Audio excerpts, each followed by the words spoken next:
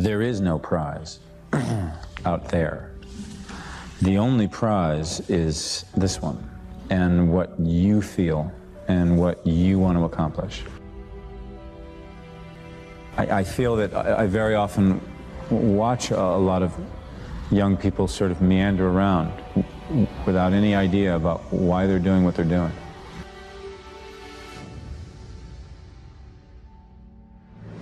To want and to be ambitious and to want to be successful is not enough.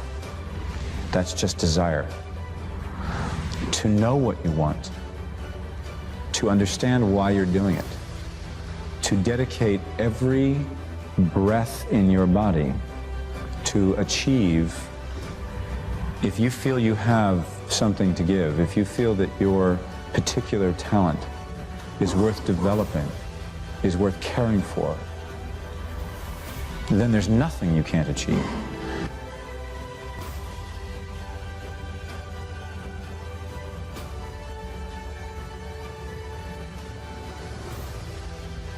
Your purpose is available to you at any moment in your life, but you gotta know what it is. Each moment, we've got to be able to find some sense of meaning for our lives, something that is significant, something that is useful. What's your why? Why do you wake up in the morning? Why do you put on that jersey? Why do you go out and practice? Why? What's your why? I do what I do because my daughter says she's going to Harvard. Maybe get you to put some of your focus into the most important area of life, which is enhancing meaning. See, all of us in life have to have a reason to be here. If all you're doing out there is going out and trying to achieve goals, and then you achieve them, then I'm sure you've run into that trip-up wire that says, okay, I've achieved the goal, and now what? Right? You achieve the goal and your brain says, is this all there is? See, the purpose of a goal, as I've shared with you so many times, is not to achieve the goal. The purpose of the goal is what it makes of us as people, who we become. Ultimately, though, we have to have a sense that who we even have become has some kind of meaning.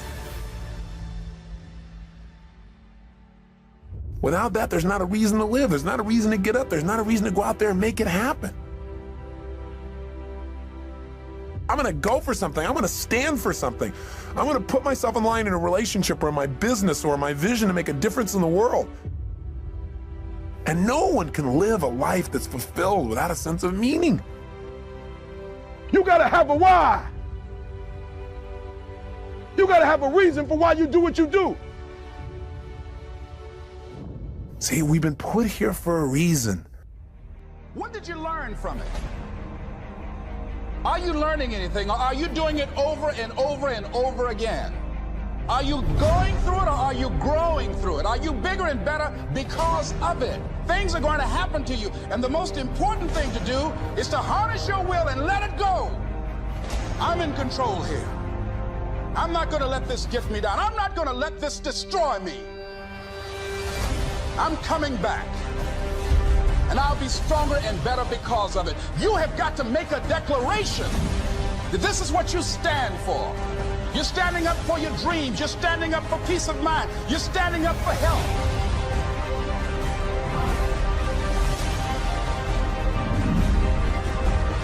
You want it, and you're going to go all out to have it.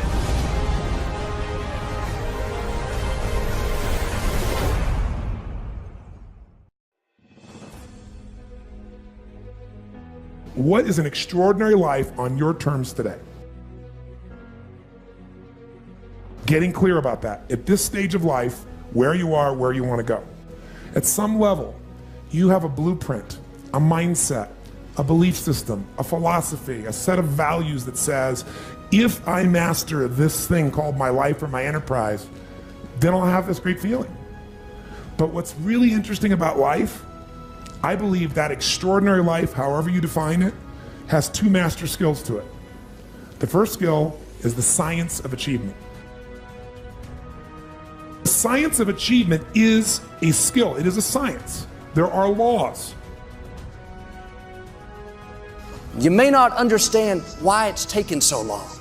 why it hasn't turned out the way you thought, why you're in a lonely season, a discouraged season, a stagnant season. But everything you've been through was to strengthen you, to develop you, to prepare you. It's about how can I find the gift I have to give the world. Second skill of life is less focused on, and if you're going to have not only management but create and grow an extraordinary life, you've got to master the second. And that second master skill is the art of fulfillment.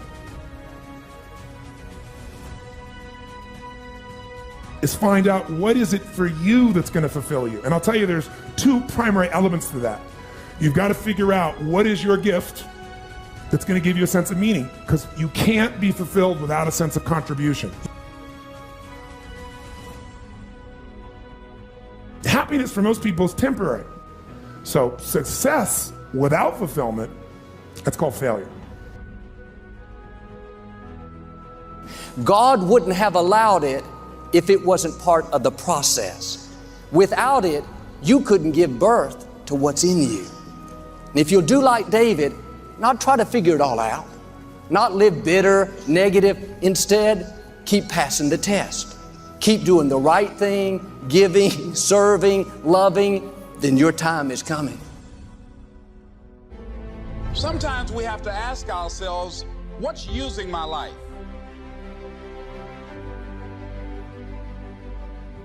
One of the things that we know about life is that it is always changing.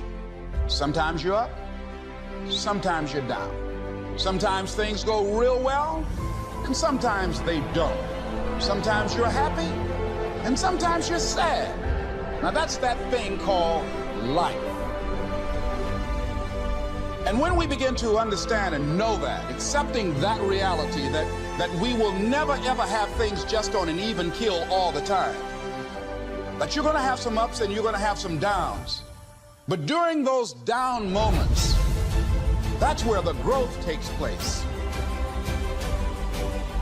That's where the work is. Anybody can feel good when they have their health, their bills are paid, they have happy relationships, the children are acting normal.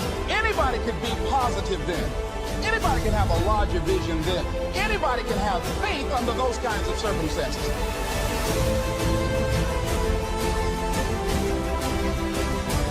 See, but the real challenge of growth, mentally, emotionally, and spiritually, comes when you get knocked down. How you handle it, that's where the growth takes place.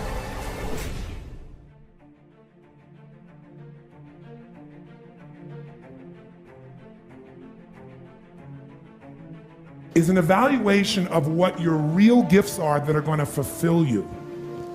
Because many of you are living a script around your life that involves having an enterprise when really that may not be your true nature.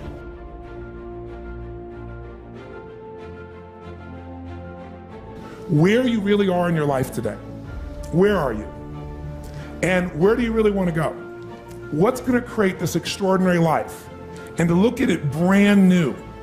Because some of you right now, if you continue the direction you're going, are going to be successful and unfulfilled, unhappy, and stressed.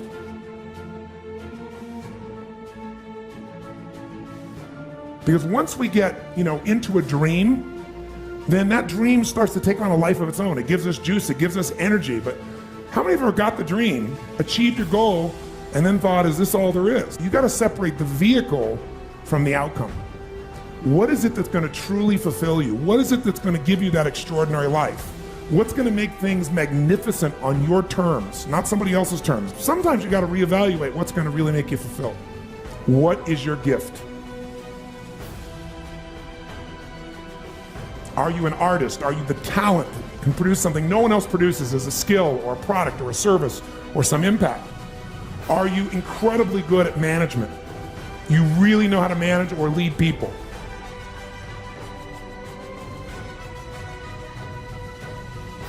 Are you an extraordinary entrepreneur that can take that gigantic gut load of risk and can create the vision and attract the talent that you need and the managers and leaders?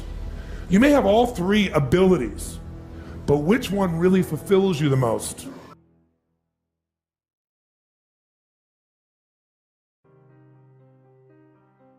Why don't you stop beating yourself up because you don't perform perfectly all the time and start accepting yourself because your heart is right?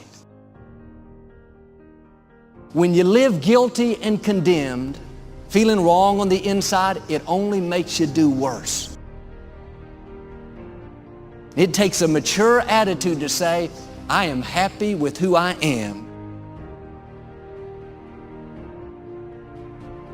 I know I'm improving. My heart is turned toward God, so I'm not going to beat myself up. I'm going to enjoy where I am while I'm in the process of being changed. But too many people, they go around feeling wrong on the inside. They're so focused on their flaws, their weaknesses, what they're not, they don't like who they are. If you don't like yourself, nobody else is going to like you. You project on others the way you feel about yourself. If you feel guilty, lousy, condemned, mad at yourself because you're not far enough along, that's not only going to hold you back, you're not going to have good relationships. Quit taking inventory of everything that's wrong with you.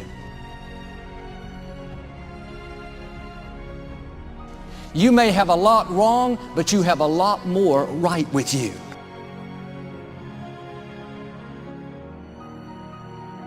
You are not a mistake. You have been fearfully and wonderfully made. In fact, when God created you, He stepped back and said, that was good.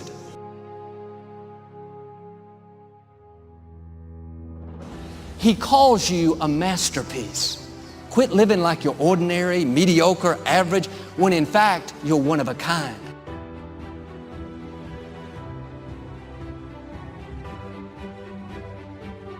Think of it like this. For every peace stealer you allow in your life, you are 20% more likely to live stressed, on edge, to have a crisis. I'm asking you to find happy friends. I'm not saying you have to cut people off, never speak to them again. I am saying you should put up some boundaries. You don't have to make a big announcement. Like I did, just little by little, spend less and less time with that person. If you don't get the wrong people out of your life, you'll never meet the right ones. The people who are closest to you need to be stable, consistent, happy, godly, responsible people that move you toward your destiny.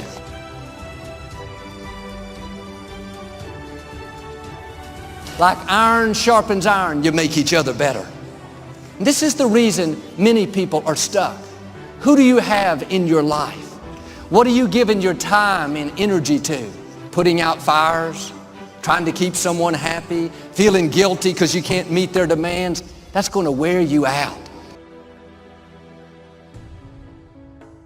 It's time to make a change. You can't please everyone. When you come to the end of your life, you don't have to answer to people. You'll answer to Almighty God. Don't let what some person says or does make you feel less than, unqualified.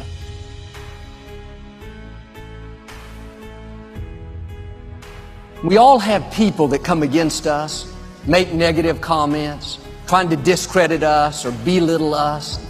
Human nature is to get in there and try to straighten them out, prove to them how they're wrong.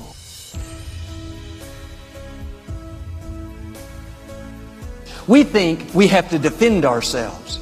After all, that's our reputation. But the problem with this approach is as soon as you get one person straightened out, 3 more will pop up. There will always be somebody that's against you, somebody that's trying to make you look bad.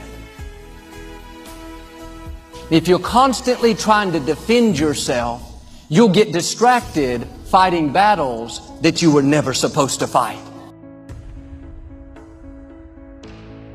It's easy to get baited into conflict, thinking, did you see what they said about me on social media? I'm going to show them who they're messing with.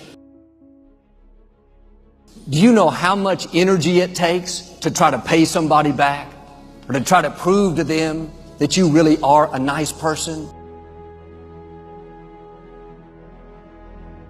You are spending emotional energy that you need for your dreams, for your goals.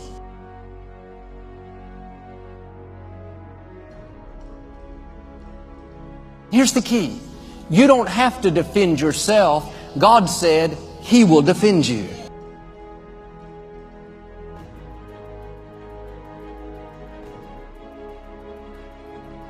He will protect your reputation. Quit worrying about the chatter, the negative comments. Those are all distractions.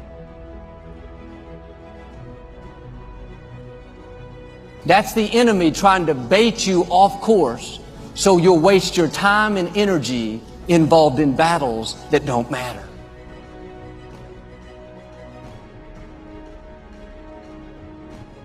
We don't always see how powerful we really are. God has put healing in you. Your hugs can cause people to get better.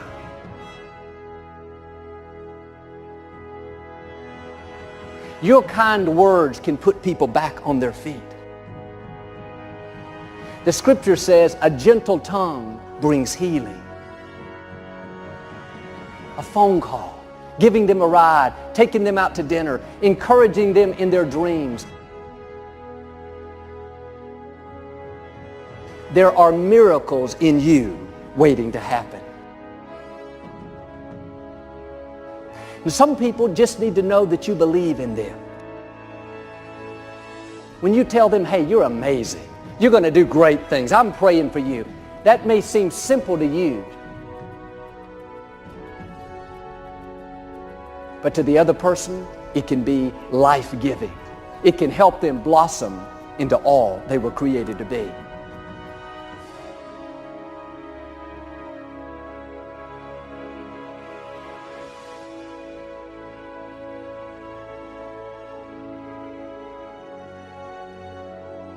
Don't worry, your time is coming. When your anointing catches up with your appointing, supernatural things will happen.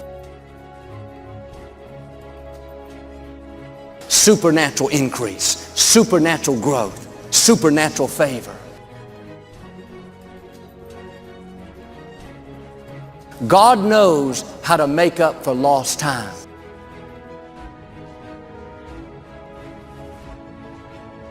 He can propel you where you could not go on your own.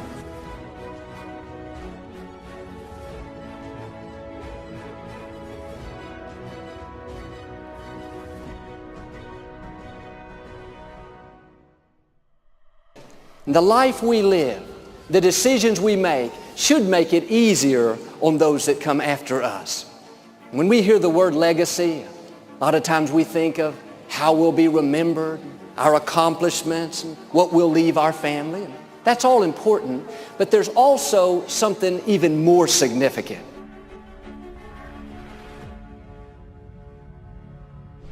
The scripture talks about how we can store up mercy for our children and future generations.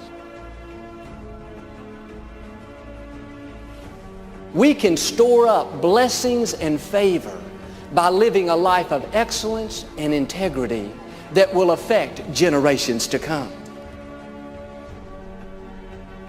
I had grandparents that prayed for me and modeled a life of excellence. You are where you are because somebody sacrificed, somebody prayed, somebody served, and now God is honoring them by releasing His goodness in your life. None of us got to where we are on our own.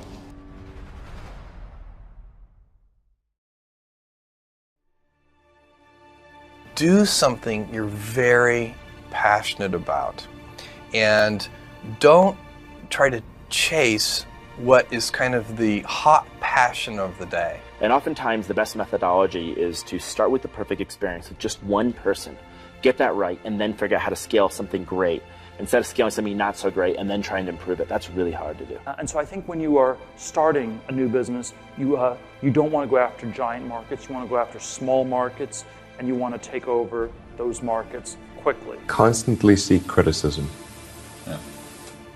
Yeah. A well thought out critique of whatever you're doing is as valuable as gold. And you should seek that from everyone you can, but particularly your friends. People say you have to have a lot of passion for what you're doing, and it's totally true. And the reason is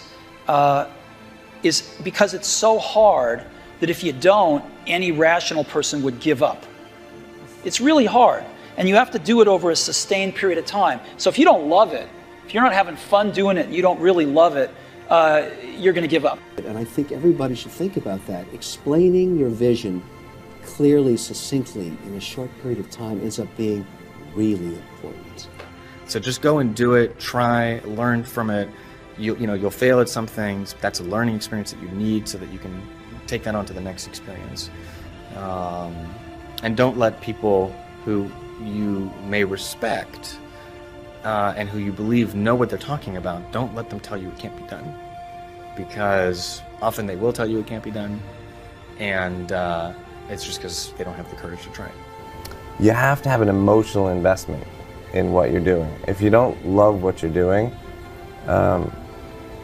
failure is pretty much guaranteed. Success is not guaranteed by any means, but failure is much more likely if you don't love what you're doing. If you know exactly what you want to be, you need to spend as much time with people that are actually that already. The concept of a leader having vision, is way overrated. Vision is irrelevant without executional skills.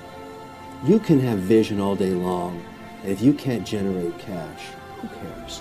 So I tell students today, you're not in business to make friends.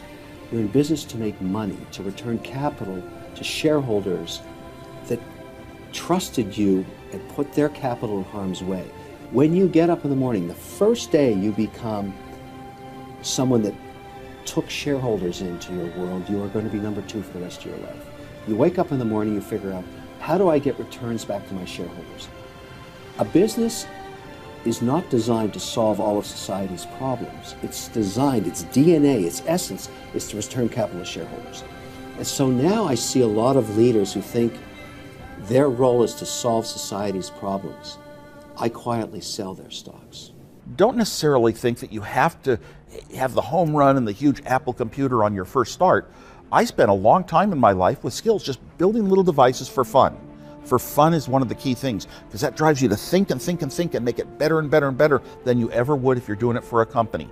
Build things at first for yourself that you would want. Many of you, as I have been, as I am, are where you are in your life based upon what you believe. And it's not just what you think you believe on the surface, it's also your shadow beliefs that are holding you back from moving into the life that you believe you deserve.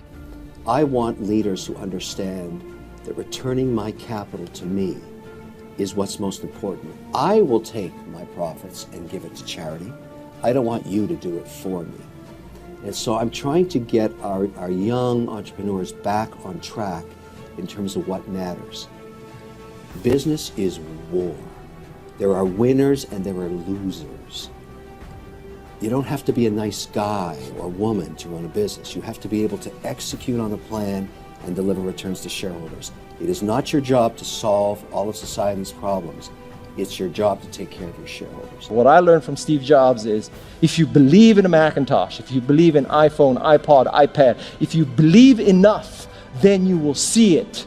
Because other people will believe in it. Other people will create software. Other people will create products. So you need to foster the belief in what you are dreaming so that it becomes a reality, which is very different than saying, I don't expect anybody to believe it until I see it. You need people to believe it before they can see it. But what you really need to do is think about what is the smallest possible test that I can run for this idea, for this concept, for this theory, get it out there and get customers using it. Because your customers are going to be the ones to tell you if it's really working or not. We are teaching a mixed message to our students, and there is no room for that. Thank goodness I'm here. We need more of me explaining what really matters. Because, you know, if you try and solve society's problems and you're running a company, you are going to fail and you will lose your job. If you're not looking at the shadows, if you're not looking at what is subconsciously running through the tape in your mind, telling yourself you're not good enough, you're not worthy enough, you're not smart enough, you're not enough, which is a tape that's playing for a lot of people. If you're not conscious of that, then you end up acting out of that belief system and not out of what you know to be the truest or want to be the truest for yourself. For somebody aspiring to, take things to the next level or to even surpass their wildest dreams, there's always going to have to be an element of luck. But I think more important is putting yourself in a business that can be ubiquitous, that really doesn't have limits. Because otherwise, there's always going to be a grind to it. But if the business, if it can't be something that you can visualize every business using or every consumer using, it's going to be tough to scale to be big enough. When you're trying to differentiate, when you're trying to do something different, there's going to be that gut moment, that gut sense. Is this right? Is this not right? If you're not having doubt, you're not pushing the boundaries far enough. But you don't become what you want, because so much of wanting is about living in the space of what you don't have. That's why Jim Carrey's story is so powerful, because he started to act as though he already had it. He would go up to Mulholland Drive, he would drive away thinking, I already have those things, I just haven't accessed them as yet. I believe those things are going to come to me and I'm going to act like they are. So I'm going to move forward in my life in order to draw that to myself in such a way.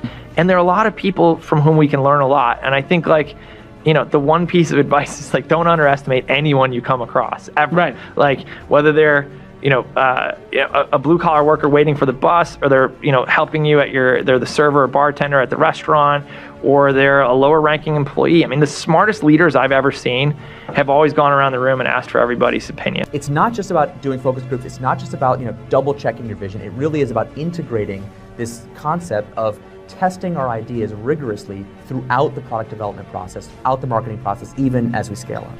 So if you start to think about that, really, why are you where you are in your life? The choices that you have made have been because of what you believe to be true for yourself. You've got to believe in yourself. You've got to believe in your abilities. You've got to believe in your service, your company, your ideas. Unquestionably, you must have faith. It's hard. Yes, it's hard. It's difficult. Yes, right. And it's worth it.